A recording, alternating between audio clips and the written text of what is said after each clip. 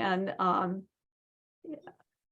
welcome, Heather. Okay, great. Well, thank you all for, and Joan and everyone, I know quite a few of you, for inviting me today. I hope that it's okay. A few slides are going to be repeats of what some of you have seen before, but then hopefully some new stuff as well. So it is true that the legislature it's still very much in full swing. So yes, I appreciate your being able to shift around your schedule for me today. Let's see. Okay, so I'm going to turn off my video just because it'll make it save internet on my end. So I start most of my talks nowadays with this slide, and I did this slide actually a few weeks ago for social studies teachers in a conference. They didn't actually know what the slide was, but hopefully they were like, wow, when I said what it is, because it's the heat dome from a summer and a half ago. And I think it's a really, really dramatic map to really show the problem of the climate change impact in our region. And it's not advancing here. Okay, so thank you for inviting me today. And I just want to mention really quickly, it was our 40th anniversary last year, very exciting. And so as we move into the next 40 years, let's try to like make ourselves go extinct. Our organization could go extinct. That would be great. We are a statewide nonprofit. We work to make trash obsolete. We work to pass laws at the city, the county, and the state level. We do research projects and we do pilot projects. And I want to pause here because I have been talking to some of the county council members about in the interim, so starting this summer, working on a county level zero waste ordinance. So if any of you are interested in helping me with that, or helping as a collective on that, that would be really great. So we can talk about that another day. But anyway, I just want to highlight that for you, especially Snohomish County. Our range of things that we work on are shown here. And in particular, I want to draw your attention to the top left-hand corner, producer responsibility, where the manufacturers pay for the end of life of the material. That is cell phones. The first law like this that was passed in Washington was in 2006 for e-waste. So my bulk of my, what Joan wanted me to talk about is legislative update. So let's get right into it. As you all know, here's the calendar. And where we're at on the calendar is the policy cutoff for the second house. So we are marching up on March 29th in terms of that. But the zero waste bills are all the ones I'm going to talk about today are actually have been given a hearing or have been assigned a hearing, which is really good. So here's the bills I'm going to talk about, and then I'll give you more detail as we get into it. And I've divided it today into different topic areas. So this is the organics topic area for starters. That's food waste and yard waste. This is compost, high quality compost you're looking at in that photo. Why do we want to divert yard and food waste from the landfill? One is our landfills are filling up, and especially in King County, and Snohomish, I think where Snohomish goes. Anyway, the landfills are filling up. We need the organic material should not be going there. It should be going elsewhere. When the yard and food waste gets to the landfill, it does degrade. It makes methane gas because it's an anoxic environment. That means there's no oxygen. So it rots and creates methane gas, a little bit of CO2, but the big thing is the methane gas. And that's what we're really trying to tackle. Every 5 years, Washington issues a really terrific report called the Waste Characterization Study, where they look at all 4 different sectors. So commercial, self-haul, residential, and then I'm thinking, like, is there another residential? I'm now forgetting the 4th category. Sorry. Anyway, the last one was done in 2020, for the year 2020. It's a terrific report. And this for us is our goalpost. We are trying to get these numbers way down. We're not going to get to 0 necessarily, but we really want to get to as little as possible of these numbers. And you can see the organic material is the largest load by far. And this is the same across the world, and especially across the US, that about 1/3 of what's going to the landfill is organic material, yard and food waste. But you can see wood debris is next, is underneath organics. That's also organic material. So you add those 2 things together, it's like, whoa. And a lot of construction material is organic as well. And then if you go to the top, you can see the paper and plastic, which I'll get back to in a minute. So just really emphasizing organics is a big climate change issue. This is something we really got to get out of the landfill. and also a food issue. So 13.8% by weight of what's going to the landfill is food. 8.5% of what's going to the landfill is edible food. So that's, and it's carefully calculated to understand that it is in fact edible food. So this is a tragedy when we have people who are hungry. And as I mentioned before, methane is the big problem with this, and or from the point of view of the landfill and the gas. And it's gotten to become a very mainstream issue. You know, when you have articles in the New York Times, and you have the United Nations working on it, and the idea that we really have practical solutions for addressing methane. So the biggest source is believed to be leaking pipelines, but the second biggest source in the US is believed to be the landfill gas. So to tackle this issue last year, and I may have spoken to many of you about this last year, HB 1799, spearheaded by Rep. Fitzgibbon on the right, and then shepherded in the Senate by Senator Moe Das, passed. And I don't expect you to even want to even look at this slide. Don't even look at this slide because it is a disaster to look at. The only reason I'm showing you this is that it was to show you that it was a mega bill, and it does a lot of things. And the main thing to look at is that it sets a target that by 2030, we have to reduce the organic material going to the landfill by 75% relative to 2015. This is a very big deal bill, and it really went under the radar last year. And all the cities and counties are really now working to help implement this, because it fits nicely with climate change plans that different cities and counties might be doing. So ignore all the rest of the slide, but just to give you the sense of that it's a big deal bill. So this year, we were going to bring back an organics bill this year, but we decided to take a pause and instead do some other bills and then come back next year. So we plan to come back with 1799 Part 2 in 2024, and it will be an even bigger bill than what you saw a moment ago. That's how big a deal this is. And we're trying to tee it up with California. So where we're headed is try to basically be as good as, or let's just say better than California, right? I don't know about you guys, but I love California, but I love competing with them too. So the bill that is moving forward right now is Senator Amy Wallen's bill about compostable foodware. And the issue is that compostable foodware, or foodware in general, is a vehicle for the food waste to go to the landfill. And if it was all compostable, then you would be able to have way more of that food waste that's associated with it going to the compost stream. These are all examples of compostable foodware items. The item on the middle left, that's made out of bamboo strips.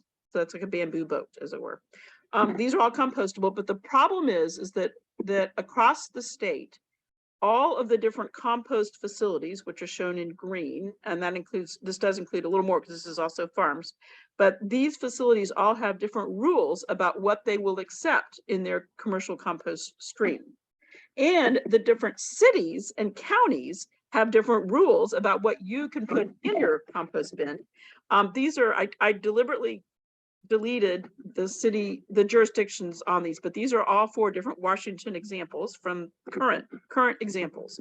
And each one, this has to do with what you can put in your compost bin in each of these jurisdictions, has different rules. And these are just 4 that I grabbed. So the problem is it's really confusing for us because we have a patchwork across the state. Okay, so the point of her bill is to have a task force to come to a reckoning about, so we have one standard across the state instead of this crazy patchwork. Okay, the next bill I want to talk about is actually my favorite bill, which is Right to Repair. And I'm going to divert for a moment and talk about why this is so important. A lot of the climate plans that have been done by counties and cities in the US, in the last few years, kind of look like this. Like, what can we do to reduce emissions and these things to get to our target? So this is King County from 2019. And you can see that at the bottom, there's a dashed line in the graph, and it says the 2050 target, that they want an 80% reduction compared to 2007. And the top gray is the historic. And then you can see they've broken out the different categories of what if we reduce these different things, this is how you can get to the target. I will note for you though, that if you look at this, what you see is vehicles and buildings, but what you don't see is consumer products. Okay, so that's that's the point of this slide. But in 2022, King County did a consumption-based greenhouse gas assessment, and now they're looking at everything, including consumption. Now, this is a very different slide, and it's sort of harder to read because it's a little faint, but this is from their report, but I'll try to walk you through it. So transportation and housing, which is the blue and the orange, are what they already were kind of looking at. But now, looking at food, goods, and services, that's when you get at consumption. And so if you look at food, food is the gray, and you can see that the lighter colored, like 0.61 is cereals and bakery products. But if you look down at the bottom, eating out is the biggest impact of that consumption. And if you look at goods, you can see a range of things, but furnishing and appliances is the darker color, the largest component of that at the bottom. And if you look at services, you're going to love this one.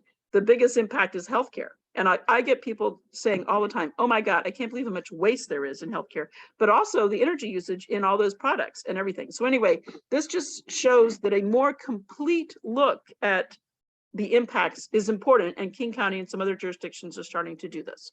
So the reason I show you this is because a large part of the impact of consumer products is when they're manufactured in the first place. That's the biggest environmental impact of both climate and resource. So this bill, my favorite bill, is being stewarded primarily by Mia Gregerson. So it's 1392. It's a House vehicle. Derek Stanford did have a companion, and this is moving forward. It passed the House, and now it's moving into the Senate. So from Rep. Gregerson's perspective, she's looking at it from the point of view of both the jobs, so local jobs. If we repair things, oh, I shouldn't say what the bill does. Okay, what the bill does is it requires that the manufacturers of digital devices must provide the parts, the tools, and the specifications to independent repair shops and to the public so that people can repair cell phones and laptops and things like that. And so it's local jobs instead of the job of making it in the first place, which is great. I mean, those are fine jobs, but this would actually create Washington jobs to do the repairs. So it's a job thing, it's an equity thing, and that's her number one goal. She wants to help to address the digital divide across the state and the fact that people don't have equal access to both broadband and things like that, but also to digital devices, which are so important for people to use nowadays. You know, we're using it as we speak at the moment. And then climate change.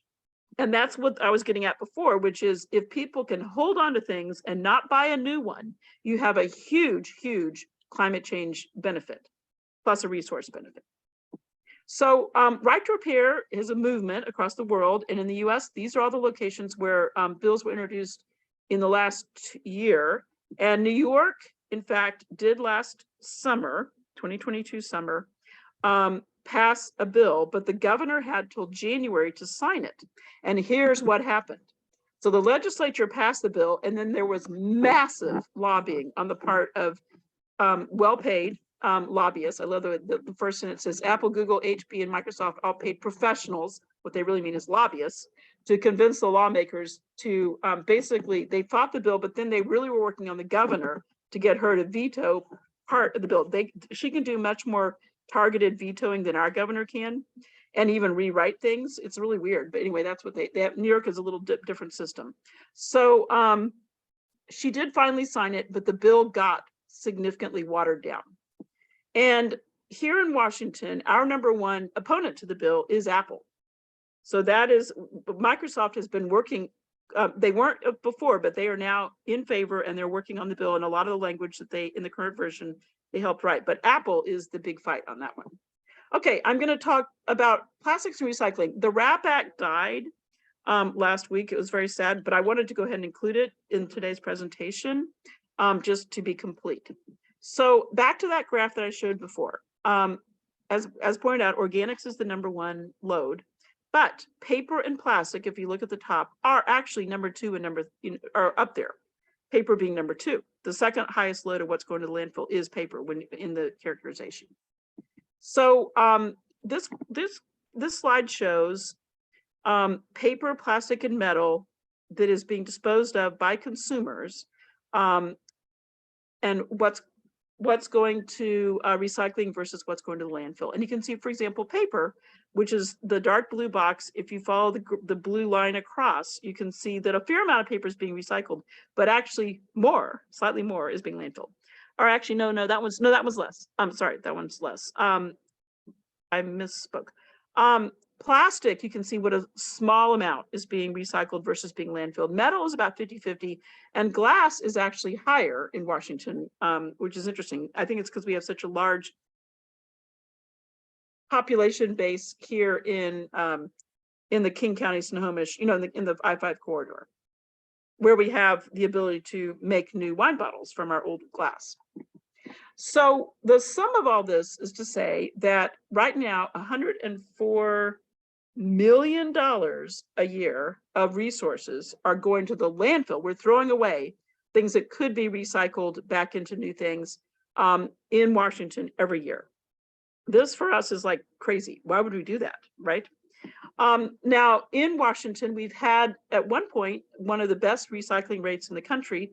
In 2011, unfortunately, we peaked at 56.6% for the consumer products. And this, by the way, recovery is a similar word to recycling in this context. And we've been on a downward trend ever since. And this is, you would have heard during legislative session some of the waste industry saying we have some of the best in the country. We do not. We are between 10 and 15, depending on how you look at it, in terms of recycling rate in the country. So we have 10 states that are better than us, or possibly 14, depending on how you look at it. So we're not at the top, but we were at one point. And at the same time, our cost of recycling for households has been going up. I'm so sorry, because let me tell them I'll call back. This is the UTC, the Utilities and Transportation Commission areas, which is a lot of the unincorporated areas. This shows their rates, costs that's been going up, but the cities have had a similar increase as well. So what's happened is that different jurisdictions have reacted by, for example, in King County, reducing the recyclables that they'll collect at curbside. Tacoma implementing surcharges, and you can see the orange box on the right, the surcharge they added per month. Reducing collection frequency in Spokane, or simply discontinuing curbside recycling altogether. So that's what's happened, because you basically have had costs go up and the materials have become very difficult. Now, people say, well, why don't you just landfill it? And the reason you don't want to landfill stuff is because of two things. One, the resources of taking things out of the planet, but also that you can actually save energy by recycling something rather than making it new in the first place, just simply the recycling process. So for example, for aluminum cans, it takes less heat, less energy to melt down the can and make a new can than to take the ore and melt that and make the can. So literally the process of recycling uses less energy. And so this chart shows that plastic, which is from oil and gas, is number 2. I'm getting internet unstable. Am I okay can you all hear me okay? Mm-hmm. No problems. Let me know if I start to fade a bit, but because I'm getting these little internet unstable things. Now, another big driver on plastics is litter, and we do support local groups, including some in Snohomish County, to do cleanups. And you can see, of course, there's a lot of litter, and we're quantifying what it is to help get at the issue of reducing the sources of that litter, plastic. So we are part of a coalition of groups across the state that, and you can see the leaders on the bottom, that are basically trying to tackle plastics in 2 ways. One, and recycling. One is reduce the use of unnecessary plastics. And 2 is let's build markets and do recycling here in Washington for the stuff that's left and make it genuine recycling. Now the bill, the RAP Act, which I'm afraid to tell you has died for this year. So it didn't get enough votes, and the waste industry prevailed on the floor, or at the floor point. So it didn't move forward this year. Don't worry, we are not giving up. And these are our 2 champions, Senator Christine Rothfuss and Rep. Liz Barrett. And it had 3 pieces to it, or it has, because it's not dead, it's still alive. So it has 3 pieces. And I'm not going to go into a lot of detail today, but it has producer responsibility, which is where the manufacturers pay for the end of life. So recycling would be free for Washington residents. across the state. And it would either be paid directly by the producers or the cities would be reimbursed. Post-consumer recycled content, where you'd take the old stuff and you make the new stuff. In other words, you take an old bottle and use that resin to make the new detergent bottle in this photo, and then a bottle bill, which would be a 10-cent fee that you'd pay a deposit when you bought a beverage container, and then you'd get your 10 cents back. So I'm not going to go into detail unless you guys have a lot of questions about it, but here are two champions, Liz Berry and Senator Rolfes, at a cleanup back in October, and they really have been amazing champions on this bill. And just to give you a sense, this is just to give you a flavor, these are the different manufacturers that would be paying for recycling in Washington if this bill passed. This gives you a sense of the landscape. All right, moving on to a bill that is moving forward quite briskly and is doing quite well is Rep. Charlotte Mena. She's a brand new legislator. She is terrific. And the bill is 1085. It's scheduled for exec next week in the Senate.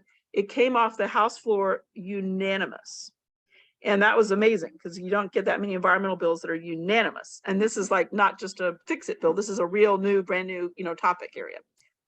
So what it does is three things. It requires, starting on the left, that in new construction, wherever a water faucet is required, which is based usually on the number of floors of your building and the number of people occupying your building, that there must be a refill station as well.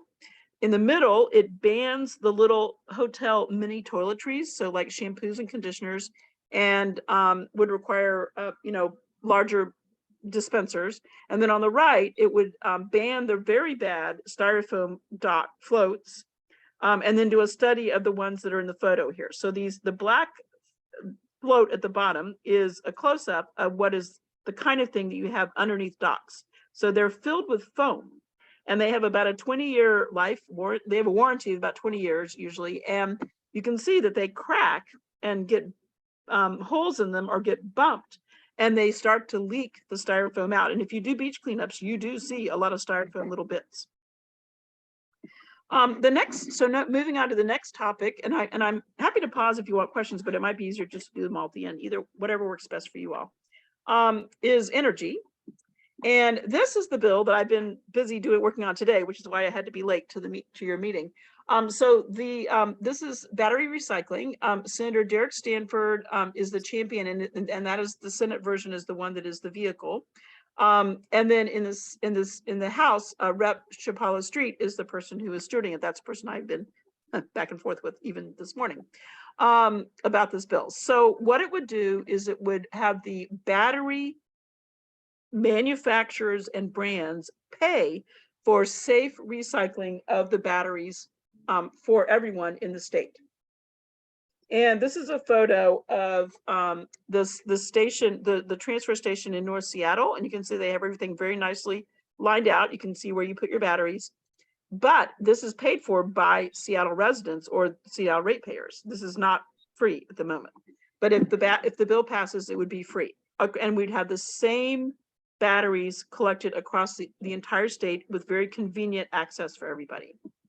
So the issue with batteries is that we've had an explosion in use as we move to our renewable economy, energy economy. So and you can see the bright fluorescent blue, those are electric cars. So we're going to have a lot more EV batteries. And you can see the purple is energy storage. So we're gonna have a lot more of those kind of batteries, as you can see them getting fatter and fatter on the graph because of moving to solar and wind and all the other things where you need to store the energy. This is a photo of Rep. Mead from Snohomish County, who is now on the Snohomish County Council, who did the battery bill in 2019, I think, I'm trying to remember. And then he decided to run, be appointed. He ran to be appointed for the for your council. And of course, wants to go early, but I don't know if I can go early. Someone's needs to go on mute. I'm getting ready to go now. And he's at the he's at the hazardous waste collection facility, a place where people can drop stuff off in someone's got to go on mute here. Okay. Let's see. Margie, please mute. Okay, I just muted her. She doesn't know. Anyway, this is the staff person showing him how to tape the batteries. See the blue tape on the counter there in front of him? The lithium ion batteries have to be taped so they don't hit against each other. If they ding against each other and the lithium is exposed to oxygen, what happens is you get a big fire. And it doesn't take much to ding them. And so this is a recycling facility in Minnesota. And, you know, it's called runaway. It's a runaway thermal event when a battery it sort of explodes, and then everything around, it's very, very high temperature very quickly. And then of course, all this stuff is very flammable around it. And then this building was completely burned down. And you may have heard about a month ago, United Airlines had a flight out of San Diego where they had a fire in the cabin. That was a lithium ion battery, a rechargeable battery in the cabin. And luckily they contained it and no one was seriously hurt, but that was black smoke. You know, I mean, I wouldn't want to be on that plane. That's why you're not allowed to check your batteries. You must put them in the cabin, because if it happened below there, they wouldn't have been able to contain it. That's the reason, or they would be harder for them to contain it. Okay, so then briefly, I'm going to talk about the wind turbine blade bill. So these huge blades, there are 3 of them per wind turbine, are about 180 feet or longer. They're big, they're huge, and the newer ones are even bigger. And they're hollow, but they're made out of fiberglass composite and wood. You can see the wood kind of holding it. So they're very, very strong, but they only last about 20 years. And our first wind turbines were put in Washington in 2005. So if you figure they're going to last 25 to 30 years, we're getting very close to them needing to all be replaced, and they take up a ton of room at a landfill. This is a landfill in Wyoming. And you can see how intense this is and how much room they take up. So we really need to recycle them. So what this is a study to see how we can do the recycling, what would be the best way to do it. Of course, we'd like to incentivize manufacturing and business in Washington to actually do the recycling here. And then lastly, on the bills, I want to talk about Senator Andy Billig's bill, which is about PCBs that are inadvertent in yellow pigment. So your favorite cereal brand, perhaps, or paint or clothing, like printing on clothing, or like the yellow printing on ads in the newspaper or magazines and inserts and catalogs.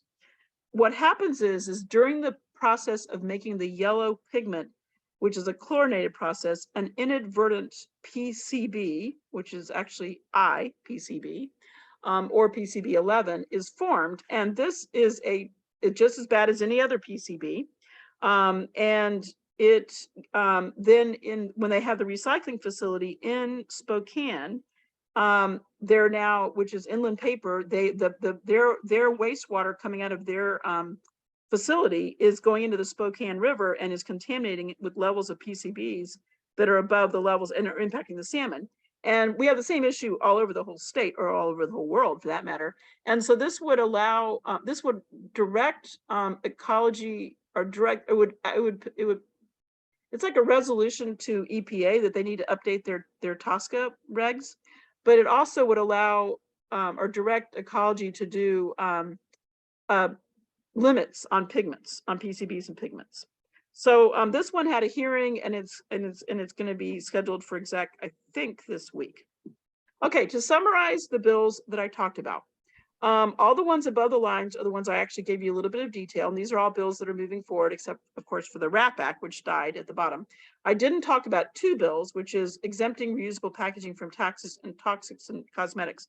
Toxics and cosmetics is being led by Toxic Free Future, so we're just supporting on that bill. And then there are a bunch of bills that died, and then there are a bunch of bills that are actually smaller bills that I didn't even talk about, some of which are moving forward and some of which are dying. So we have a nice healthy crop of zero waste bills this year.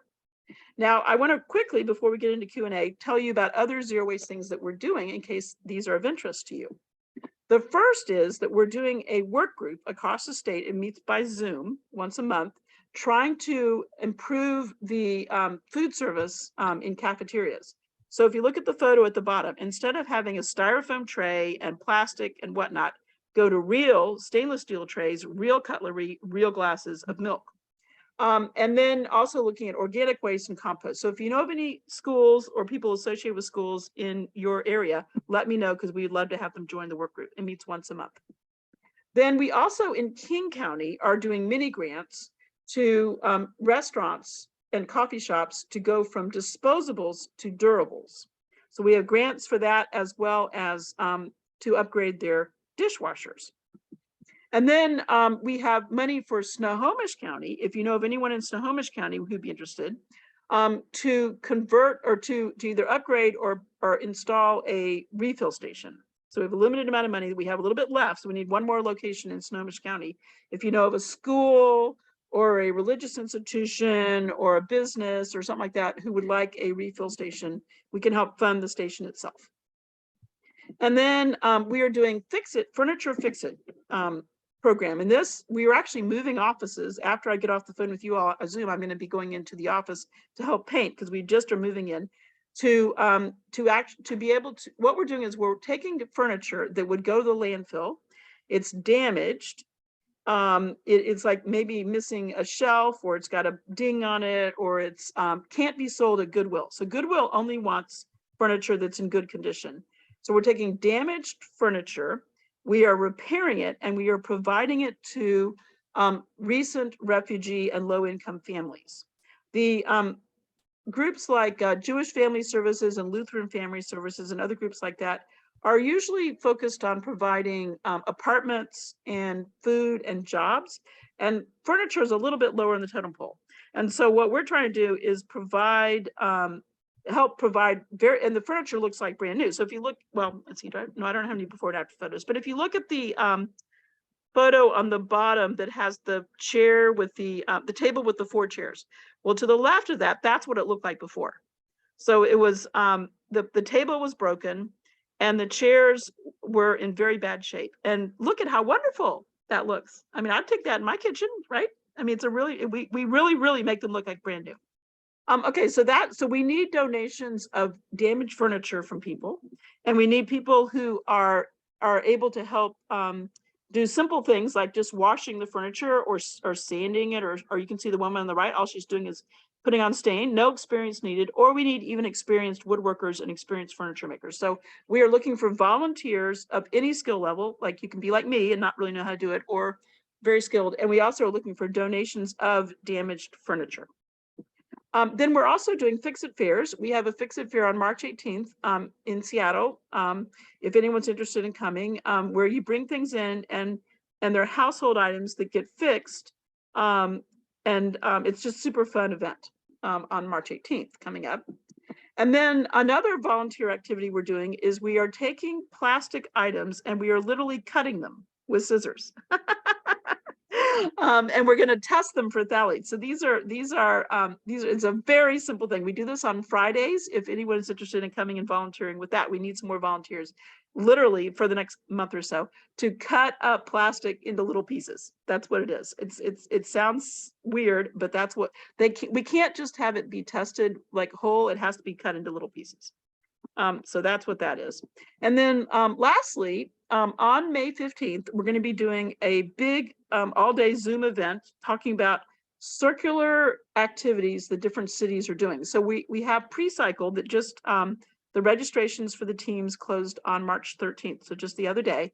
And we're going to be doing, helping business startups through a whole program. And then on May 15th, we have the teams, we winnow it down to the top 5 teams, they present. And then we also have presentations intermingled of really cool things that different cities are doing around Washington. This is on Zoom, so easy for you to look at from the comfort of your living room. So as you all know, and hopefully you do, our number 1 goal is to prevent the waste in the first place. Bring your own bag, bring your own coffee mug, then reuse and repair things or borrow from your neighbor, then recycle. Then we are dead set against recovery, which is a code word for incineration, and we definitely don't want to be disposing of stuff. So happy to take, I know I kind of gave you a lot of information there, but very happy to answer any questions. I saw a few, Heather, going into the chat, and let me see if I can access this. You mentioned wanting a countywide program. That would be my first. Do you have like an outline for a countywide program that you're willing to send or share with us, and what's involved with that? Well, so you mean an ordinance with the Snohomish County Council? Right. We have not yet even designed what it would be. I'm talking to you before you were like in the ground floor here of what could be a very good ordinance for your county. So it's only really been the beginning conversations and a promise that we would work on it in the interim. So if any of you all want to help design what it would be, let me know, and we'll just do a little working group and start there. Mhm. Or if you have a subcommittee that wants to. A new of you all. opportunity here. It says, Carol McMahon had a couple of questions. She has many grants for coffee shops. Do you have information about those who already have grants? And is there a link on your website?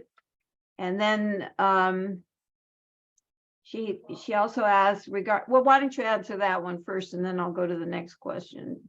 Well, let me answer that first. This is only in King County, and we are just starting the project, and we're working with high school students in Renton, Redmond, and Burien. And so the students are designing the outreach flyers. They're in the process of doing that right now. As soon as they are done, we'll put up on our website. So we're starting with those 3 cities. And then we know we're going to have more money than can be used in those 3 cities. Then we're going to expand countywide in King County. So we're working with the students to develop the outreach materials literally as we speak. And then Carol, it gives you hope with, she wants to know, regarding the bills that failed, which will be automatically reworked and submitted next year. And she assumes that RAP will be submitted. Yeah. All of the bills that were our priority bills, we're going to be pushing forward with. Sometimes bills need to have year 1 and then you can be year 2. And so some of the bills like the Mercury light bulb bill, that's kind of in that category. The RAP Act, this was year 4. So the RAP Act is a huge systems changing bill, mega bill. And the waste industry is pretty opposed to it. And so it's sort of like the Climate Commitment Act, which took 10 years. You have to just keep pushing and working hard and building, helping educate the legislators and things like that. It's a huge lift. And so you kind of have to be in it for the long term. And we are in it, as you all are, I believe, in it for the long term on the bills. You really piqued Carol McMahon's curiosity here, because she has quite a few. Do organizations like Goodwill and Value Village coordinate furniture donations to you, or is this for residents? I mean, do you get them free from the sidewalk, or are you able to pick them up from some of these other organizations? So all of the above. So we are primarily so far we put out notices on Facebook, and we've had a lot of donations from people's garages and attics. It's amazing how much we've had donated. We also set up one day in Tacoma, and so people who were driving to landfill with things they were going to put in the landfill that day, they gave to us. I mean, that was like the best. Isn't that great? Goodwill, we're working on a partnership with. Value Village, I hope you all know, they are for profit. So they are Bob Ferguson has had quite a few legal actions with them because they are allegedly deceptively telling the public that they're kind of supporting nonprofits, and it's not a good thing going on there. So we would not want to work with Value Village. Snohomish County refill stations are public places like the post office available for refill stations? Yeah, I don't think they're going to take money from a nonprofit like us. But yes, it would be great to have it at the U.S. Postal Service for sure, right? But there could be maybe a city or county facility that would would be willing to do it. I think it would be tough to get a federal government to take money from us, believe it or not. Good point, though. We need them everywhere, right? They should just be everywhere. So Julie asked, how much paper goes into landfill just because it's wet or because there's no market for it? Paper in Everett goes in open bins So it, I don't know, it just sort of ends there. Julie, you want to? Well, that's a good point, Julie. Yeah, what Yeah. Well, I accidentally finished it. And, So that, was that your question though? Is that? or- yeah. Okay. Yeah, no, I understand your question. It is true, we do not want paper to get wet. If paper gets wet, it becomes very expensive and difficult to transport it. It becomes very heavy, right, to transport. So it's very important to keep the paper dry. There was a time during COVID when there was a lot of paper bales that were piling up outdoors, and they did get wet and they had to go to the landfill. But generally, the facilities keep them under a roof top. And you'll note, I hope that you're not actually having open bins where you put your paper. Most of the bins in Washington State have a lid on it at your curbside and a dumpster with a lid. But it is true, if paper gets wet, a little bit of water here and there is not a big deal. But if you have it getting soaked, it becomes basically has to go to the landfill. So you're exactly right. So are there other questions here? I think that was a thank you, Heather. That was terrific. And we, there's much work yet to be done and much work going on that's to be appreciated in the Well, legislature. you all are the crowd to talk to because I know you guys get things done. This group never fails me. Julie, you have a question. Yeah, we own a house in a town in Eastern Washington, and we've been told by the locals that everything that goes in the recycling bins really is just landfilled. Is that a thing? Do cities do that? What, I'm sorry, which city was that? I couldn't hear it. It's from in the- Chelan, Oh, in Chelan, Chelan. yeah, okay. which Um, used to so have an every- amazing recycling program, but we've heard now Right, that whatever you put in the right, recycling bin goes. Right. So every county and city has a different rule about recycling in the state. And because in particular, Chelan, there's things are spaced out very far. It's actually very expensive to do recycling for the ratepayers and the cities or counties. And so that's the reason why we wanted to pass the RAP Act, because then the manufacturers would pay for and make sure it's actually real stuff that can really be recycled. Because this, what you're pointing out is exactly the problem. We have we have one extreme where you have, like, say, Seattle that's doing a really good job. And then pretty much we have the other extreme, which are rural areas that can't afford to basically do it. So probably, I can't speak to exactly what's happening in that particular situation, but many of the very rural areas have either cut back their recycling to nothing or have cut it back to just a couple of things. And so if people are putting things in the recycle bin that shouldn't be there because they, for example, live in another jurisdiction where you could, that will all get landfilled in those jurisdictions. Well, Right what now. we were told is everything that people put in the recycling bins thinking is going to be recycled is actually just being dumped in the landfill. I can't Okay. say for sure, but I would not entirely be surprised.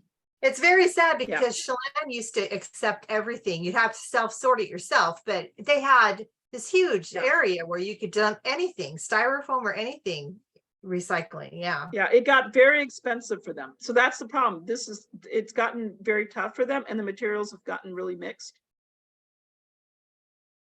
Oh, how much do we get? How much resistance to recycling do you get from garbage, refuse? And refuse companies are street side stuff. That's from Carol McMahon. And when you say that, when you say our street side stuff, what do you mean? I'm not sure what you mean by that. You mean like when you put something out at the curb that's like a piece of furniture? Sure. No, I'm in Snohomish County. I'm in Linwood, and we participate in the recycling and things like that. So I'm just wondering if we have all these great things like more citizen responsibility as well as corporate responsibility, and the amount decreases, that means somebody's profits are also going to decrease, in my opinion.